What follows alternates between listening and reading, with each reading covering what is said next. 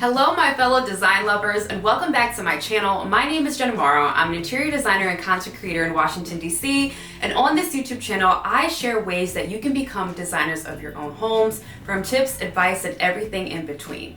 Welcome to my little corner of the internet. On today's video, I want to get into the top interior design trends for 2025. It's officially the new year, so what better time to share than now? So let's get into it. Number one, this trend has been around, but it's going to become even more popular in 2025, and that is color drenching. Color drenching is about choosing one color and committing it to the entire room. I'm talking walls, ceiling, but also your trim and your doors. Color drenching creates a dramatic and cohesive look in a space that makes a really big statement. And it also makes the room feel bigger. When you look at this picture, you see a room where the walls are one color and the ceiling is a different color. This allows you to see where the ceiling and the walls meet, which gives the room a limited height. However, when you color drench a room, it actually blurs the lines between the walls and the ceiling, which gives it this more expansive look. If you want to try it in your home, I recommend starting in a smaller space like a powder room or home office. In addition to that, I suggest going with a safe color. I'm not talking beige or gray. I want you to actually consider a color, something safe but also elegant like navy blue. If you like the look in a small space, then you can consider trying it in a larger space like a dining room or even your bedroom. Number two, sustainable design. Sustainable design is about choosing furniture that is made from materials that have the least negative impact on the planet. Think reclaimed wood, natural stone like granite and marble, and organic fabrics like cotton and linen. A few ways you can incorporate sustainable design in your home is to incorporate fabrics and materials that I just mentioned a second ago. Buy a reclaimed wood coffee table, a jute area rug, or even some linen curtains. In addition to furniture and materials, you can also champion sustainable design in your home through other elements like LED lighting. You can also turn off the lighting in your home during the day, open those curtains, open those blinds, and welcome the natural light. And finally, use materials such as paint and cleaning products that have low VOCs. Most companies list the VOCs on the paint can, but if you go shopping for paint and you have no idea what the VOC is, just simply ask the person in the store.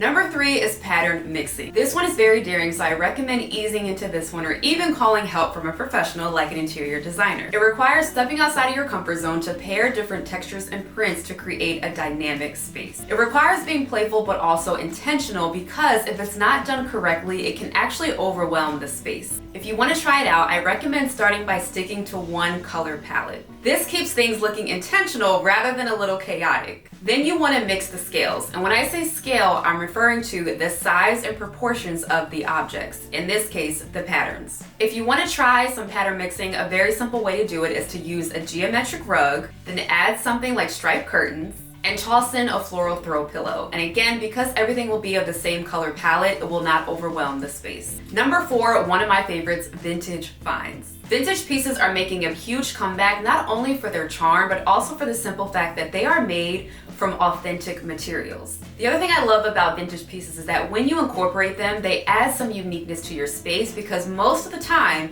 if you find a vintage piece and you put it in your space, you will likely not find anyone else with the same piece. You can score vintage finds at local thrift shops, even vintage shops if you have some in your area, and don't overlook websites like Craigslist and Facebook Marketplace.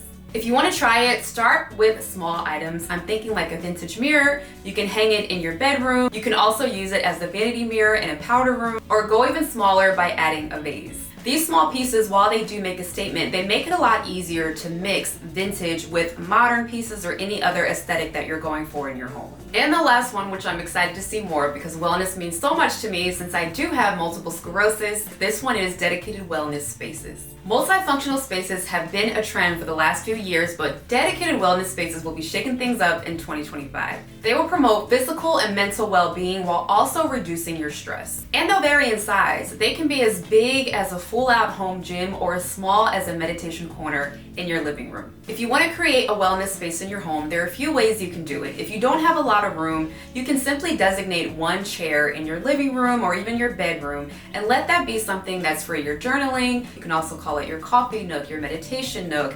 Let that be a space where you can stop and just pause at any point during the day. Your bathtub can also serve as a wellness space, and even your shower. If it's a shower, you can add shower steamers that smell like eucalyptus, which has a lot of benefits, or even lavender.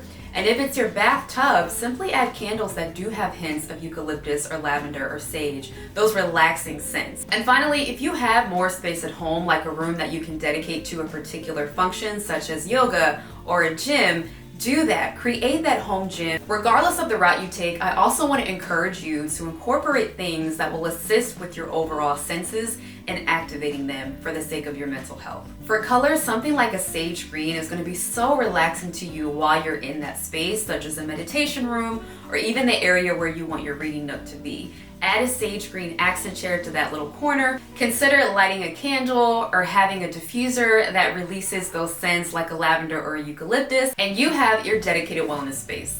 And there you have it, 5 interior design trends for 2025 that I am most excited about. But like I always say, it is your home. At the end of the day, you should always do what makes you happy, regardless of what me or any other interior designer tells you. And I'm curious to hear from you. Which trend are you most excited to see? Let me know in the comments. As always, thank you for watching. I will see you on the next video.